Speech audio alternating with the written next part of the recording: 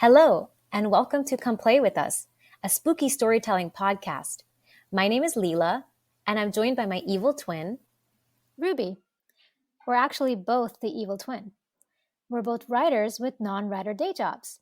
We believe in the power of great storytelling, so we've invited guests with the challenge of weaving a tale about real-life hauntings and paranormal activities with the sole purpose of scaring the shit out of us. We'll rate them to see how they've done. Our ratings go a little something like this: scared shitless,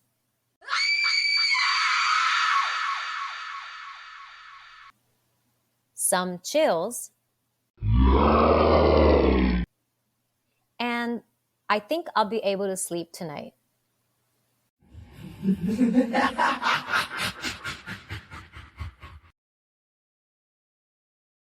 Hi, everyone. Welcome back. Today's episode is going to be featuring me telling a story to try and scare. That's Leila, if you don't know, because Yes, our voices are the same. Our cherished and returning guest, Renata. Say hi. Well, now you're going to make everyone else jealous by saying she's our cherished guest. Everyone the is. most cherished guest. Hi, everyone. I am going to tell you about Spring-Heeled Jack, who terrorized London in the early to late 1800s. It's a very interesting story, and this account, or these accounts that I talk about, did occur, but modern day folks try to attribute a bunch of other things to it, like what else was going on in society at the time. But I will let you decide, so I'm going to jump right in. It's very in the vein of the ones that we've done together, too. So, yes, going back to Victorian Europe. Yeah, I thought you'd like that. Okay, so today I'm going to tell you about Spring-Heeled Jack. Early 1800s London was a very scary place. And this is well before Jack the Ripper's reign of terror, but I'll come back to him. I'm about to tell you about a different Jack who terrified an already paranoid and ghost-weary London starting in 1837.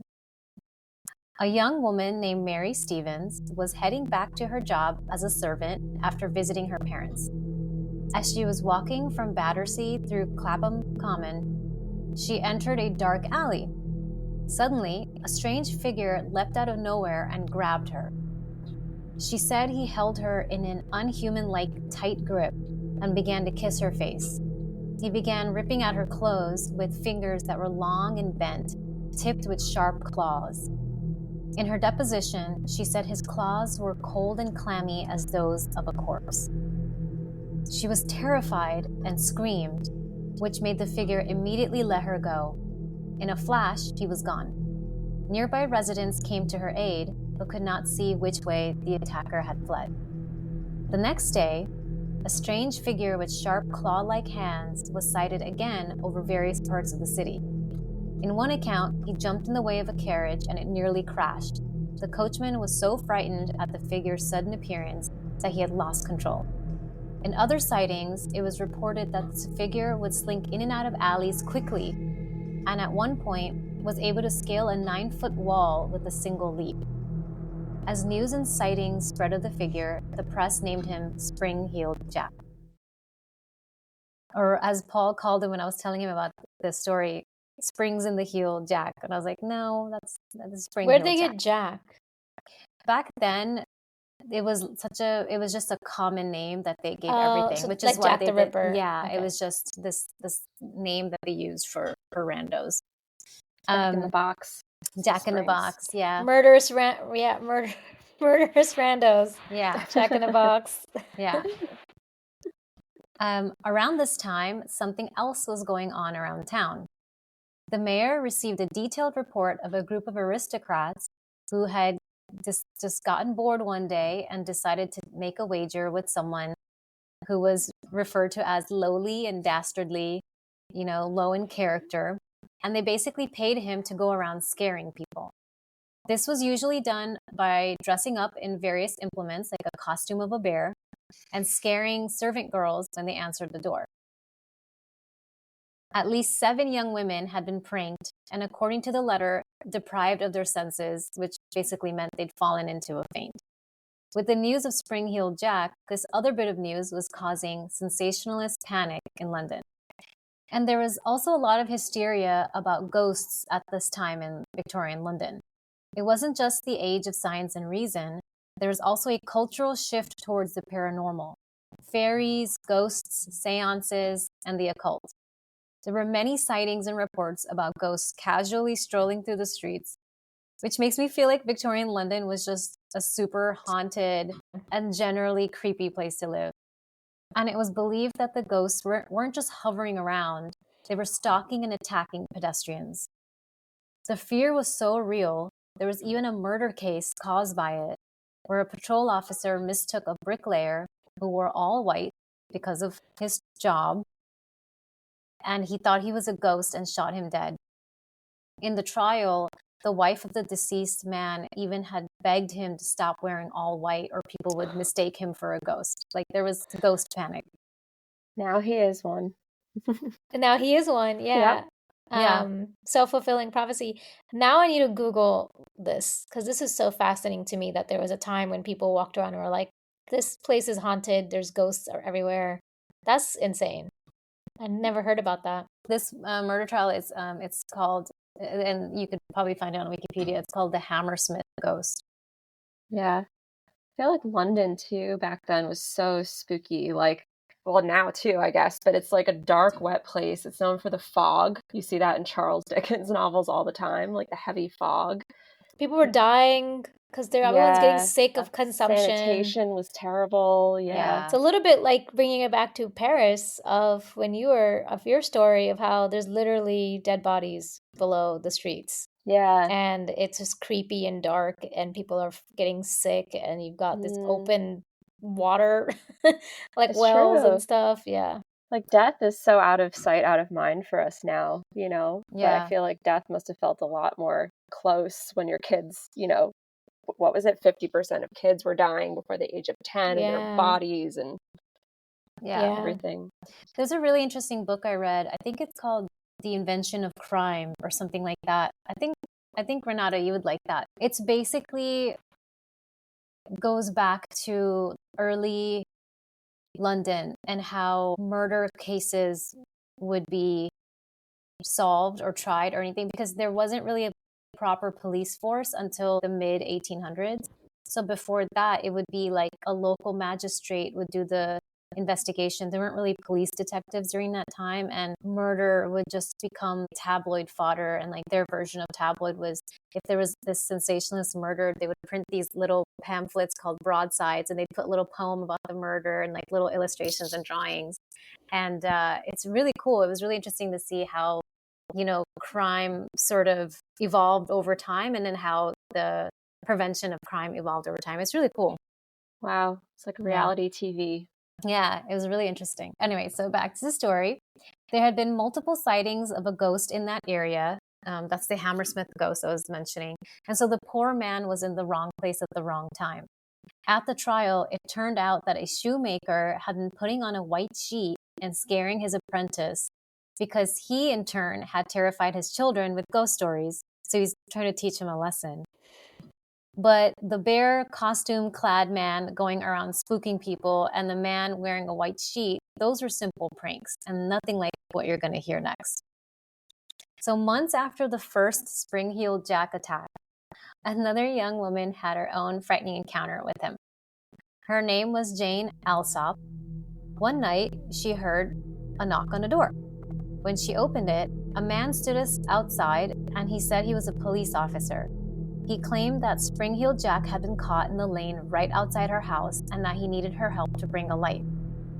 Something seemed off about this man. She could hardly see his face, and he wore a heavy cloak that didn't seem like something a police officer would wear. But she went inside, lit a candle, and brought it back out to him. As soon as she reached it, he threw off the cloak and, in her words, presented a most hideous and frightful appearance.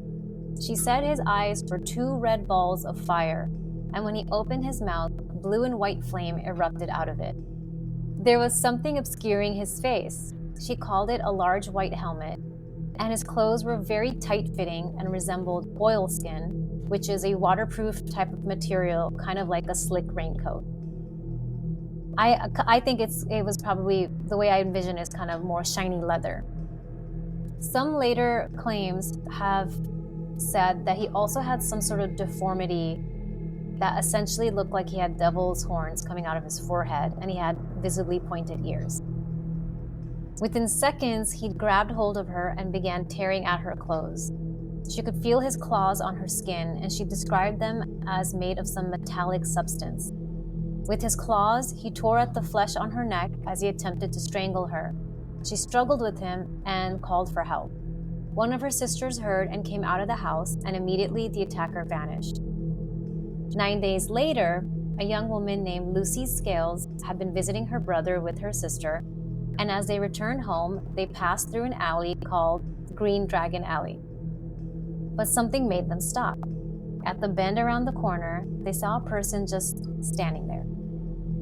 That was a little odd, but they continued onward, and as they got closer, noticed that he wore a large cloak, was very tall and very thin, and had the appearance of a gentleman, and I just assume that means that he was well dressed and likely wearing a hat.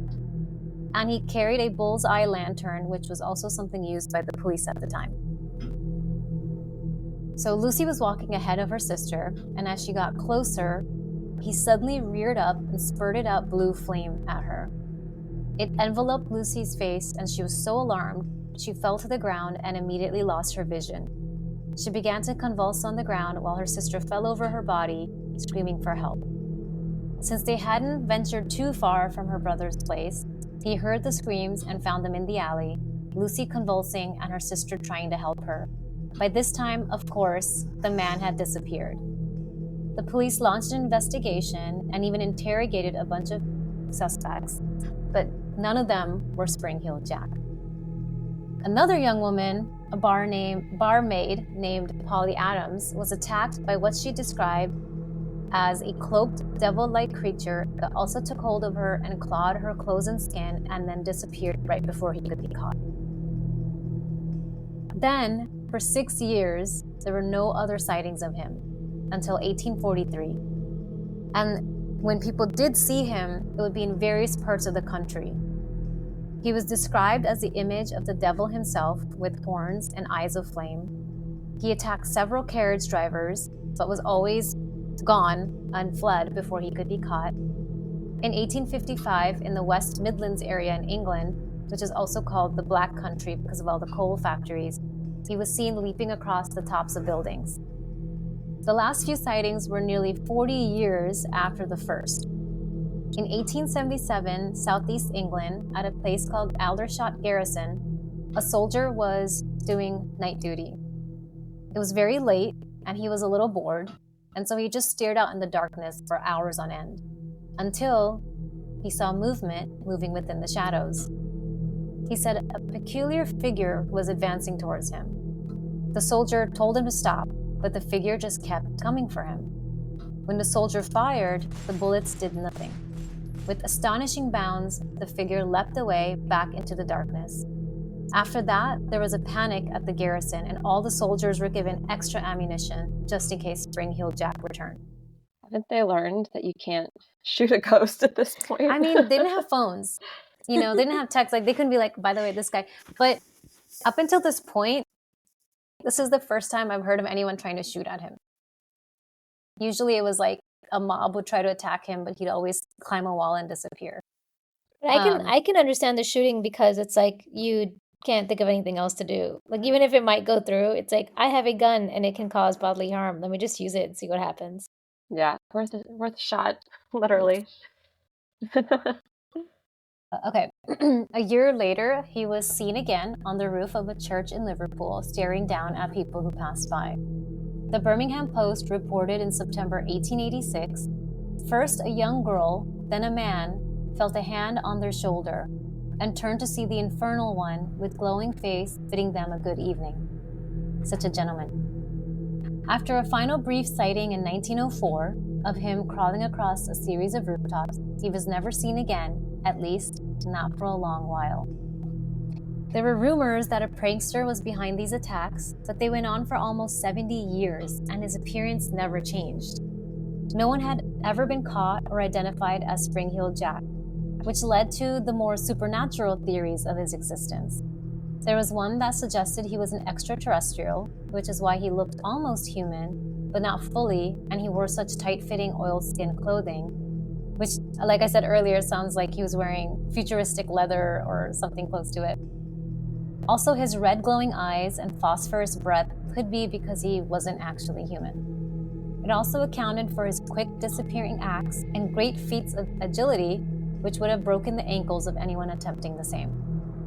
Another was that he was a demon who had been accidentally summoned during a seance gone wrong, or even summoned on purpose to do the bidding of those practicing the occult and to drive fear and turmoil in people's hearts at the time. He also became a cultural phenomenon. You know Penny Dreadfuls, right? Like basically they were just sensationalist stories. Like comic books. And a lot of Penny Dreadfuls went on to inspire a lot of comic books and things like that. But they were just sensationalist, tawdry, only pay a penny for them. They were just like these publications. So Penny Dreadfuls began depicting him in an impish way, clutching a woman's hand and with the other twirling his vaudevillian mustache. And they gave him a goatee and devil horns and tight-fitting clothes and cape. And even now, there's a coffee company named after him, and he supposedly even inspired the creation of Batman. He was also used as a way to scare children into behaving. He became a boogeyman that would jump right into their window if they didn't go to sleep. And both Spring-Heeled Jack and Jack the Ripper's reigns of terror overlapped in the late 1800s. And so it could mean that there was a confluence of superstitious Victorian society plus mass hysteria plus the highly publicized killings of Jack the Ripper. But Spring-Heeled Jack has emerged again and again. In the 1970s, so not too long ago, there was a sighting of a red-eyed prowler who would grab at women and who would attack and punch men. And he was seen leaping over rooftops and crawling up high walls with a supernatural agility. In the 1980s, near the Welsh border, a traveling salesman had an encounter with an entity that viciously attacked him, and before the man could fight back, had leapt away in enormous bounds. The man described his attacker as wearing a black ski suit and having a very long chin. And finally, in 2012, a family in Stoneleigh, England, was taking a cab home at night when suddenly a figure with no discernible facial features darted out into the road and then leapt over a 15-foot roadside bank. The cab driver was terrified, nearly veering off the road altogether, and after he dropped the family home, he refused to drive back down that very same road. The family's 4-year-old kid couldn't sleep on his own that night either. He was so terrified of the mysterious figure that they saw by the headlights of the taxi. And so I wonder if the creature from Jeepers Creepers, did you ever watch that, Renata? Okay, so you didn't watch that, but he it's like B movie. It's like B movie horror it's at its finest. Yeah, we watched it in the theaters when it came out. Yeah, we watched it in theaters because I think Stephen King had said it was really good or something. We were like, all right. Jeepers Creepers, 2001. Yeah. But he's this creature that basically, by all intents and purposes, looks like a human. He wears a hat. He wears an overcoat. Leather. Yeah. And he, I think, comes like every 56 years or something weird like that. Every 23 years he appears and he feeds on people and then he goes into hibernation and then he comes back. And I wonder if that was inspired by Spring-Heeled Jack. He's basically dressed as a human with superhuman qualities, and he emerges every several decades. And so Spring-Heeled Jack... And I think it's like he feeds for like 23 days or something like that. Yeah, there's a bunch of numbers in there. But maybe Spring-Heeled Jack emerges every several decades, like for 70 years until 1904, and then he's back in the 1970s to 2012. And I think it goes beyond mass hysteria. And to me, this could really be the workings of something malevolent that appears every century to torment and terrify us. The end. Were there any murders attributed to Spring-Heeled Jack? Just attacks. But this is all that was reported. This was all that was reported. And then, of course, the Jack the Ripper stuff was going on, basically overlapping with this Jack. So no, nothing that was documented. It was more like attacks. I think what would be so creepy is like if he actually was a demon that was summoned, but now he can't go back home. And so he just like attacks women because there was a woman that summoned him. And so he's like, one of you is the one that summoned me, send me back. He's probably miserable. He's probably just like, I want to go back home. It's warm. London's cold. I miss my hellfire. It's weird. So they don't know. It seems like some people thought he was supernatural, and some people thought he was a human killer. Or like a prankster or something. Yeah. It's like there's just so many documentations. Like some of them I didn't even mention. Like some of them I left out. So there's just so many one-liners where like he was seen here, he was seen there, and usually similar appearance, even in different parts of England where, I don't know how quickly word got around, but he was basically spotted in different places in different regions of England and usually described the same way, doing similar things. What's your theory, Renata? What do you think? I don't know. I mean, could he be Jack the Ripper? How do we know they're separate people? Or because we got the DNA evidence. Did you hear about the DNA evidence about Jack the Ripper? No, have they caught him? I did see some headline, but I didn't read into it. They need to test that royal family. See if it's... I finally looked into it because I was doing research for this. So basically, there was a short list of suspects at the time during the investigation, and a lot of these suspects were people who, after the killings had stopped, happened to have been committed. So they were like looking into connections of like, well, the murder stopped and who's been committed in an like asylum the Zodiac. at the same time. Like the Zodiac. Yeah. And there's one person who was on the short list named Kaminsky, and he was a Polish immigrant, and he was in his 20s, and he worked for a barber, and he had mental instability, and he had gotten like 2-3 years after the last of the murders, he had gotten committed to an asylum for threatening his sister with a knife. And so there's this one man, and people think he's a bit of a charlatan. He's an author. He's done a lot of research on Jack the Ripper. One of the victims, there was a shawl that was taken from the scene of the crime that had semen on it, and it also had blood on it. And so they basically took that as evidence. I know that DNA, there's a certain point after which it's useless. Decomposes. Yeah. So I don't know. So this shawl basically stayed in the family of one of the detectives, and then in early 2000s it was put on auction, and this author, he purchased it. I think it was 2007. That is so sick, by the way. People are sick. I think it was just like it just stayed with his letters. It just stayed with his belongings. So this author, he gave it to a scientist or whatever, chemist or biologist, whoever does that shit. And he isolated DNA of the woman, and from the semen, there was the descendant of Kaminsky's sister. They took her DNA because it's mitochondrial DNA. So it's on the woman's side. And supposedly, according to them, is 100% match. So he's like, Kaminsky did it. But that's kind of been debunked. Well, if you worked at a barber back then, barbers didn't they also do surgeries? Yeah. They were also doctors? They did, and it was like very surgical precision, the way they were murdered. And then also like he was like a bit of a sexual deviant as well. And like public indecency and things like that. And, like it just makes sense that it was him. But I think he did it, but the debunking was basically like, well, this shawl, first off, like the decomposition of the shawl, but the other thing is, because it's like 150 years old now, the other thing is that back then evidence wasn't like treated as carefully as it is now. It's passed so many hands. Mm-hmm. So much other DNA is on there. The kind of DNA that was extracted, DNA is on there. The kind of DNA that was extracted would be true of any Eastern European person. So anyway, read up on it, but we need a payoff. Like it needs to be a member of the royal family. Like just because of how this notoriety. But then also guy. Yeah, he's like not like just some guy, But then I guess at the same time, with these serial killers, they are just some guys. That's why they do this. Yeah, they're unremarkable, but they think of themselves as very remarkable. Yeah. They have something Do to prove. Well, a reminder of our ratings. So the least scary is I think I'll be able to sleep tonight. The medium scary is some chills. And the most scary is scared shitless. So, Renata, you can go first. I would say some chills. Keep you guys working. Yeah. Keep us working. Keep us on our toes. Yeah. Don't let us get comfortable.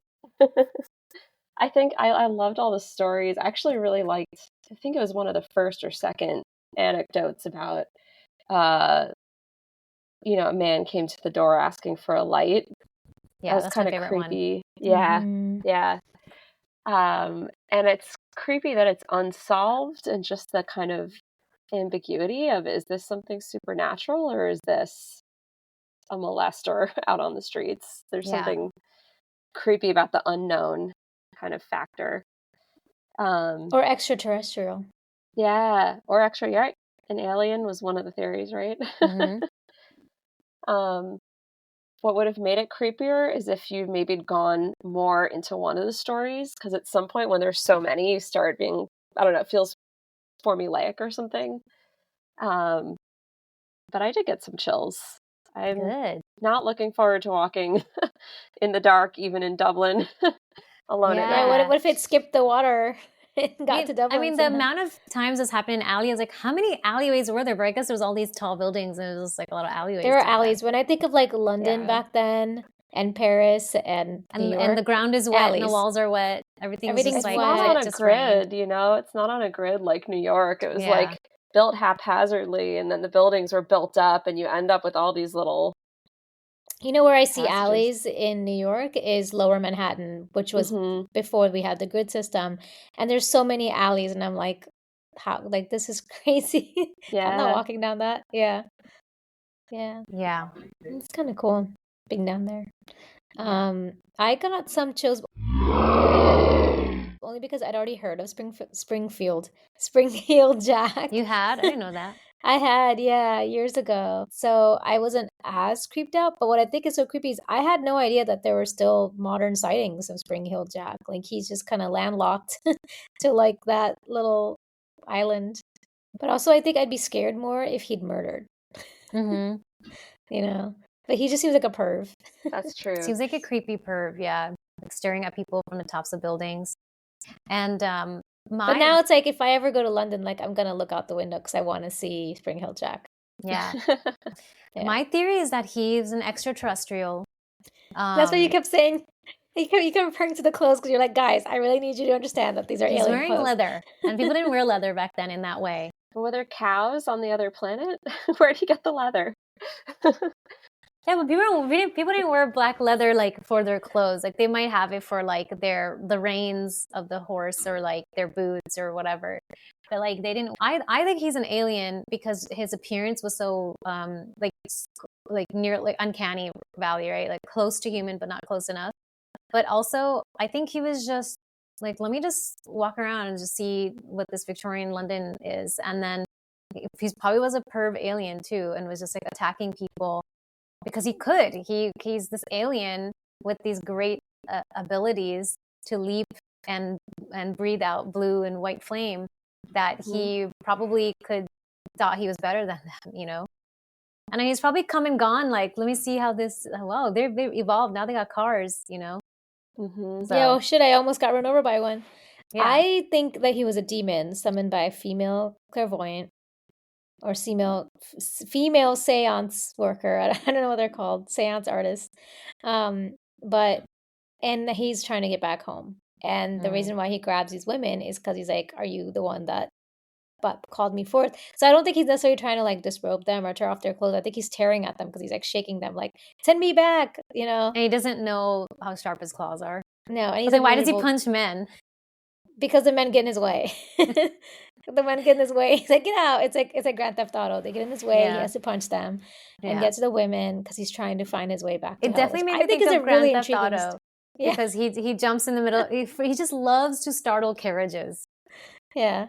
It's just his thing. And he did it with a car. He's like, oh, this is a newfangled carriage. Yeah, where are the horses? You must have Yeah. invisible horses. Yeah. All right. Well, thanks so much, Renata and Ruby, for your ratings. I'm gonna keep working hard here. Gotta scare the sisters. Gotta scare the sisters. And just a message for our listeners. Thank you so much for tuning in every week. We really appreciate your support. If you have any questions or comments, you can reach out to us at podcomplaywithus@gmail.com. Also, don't forget to drop a review where you like to listen to your podcast. And we will see y'all next week.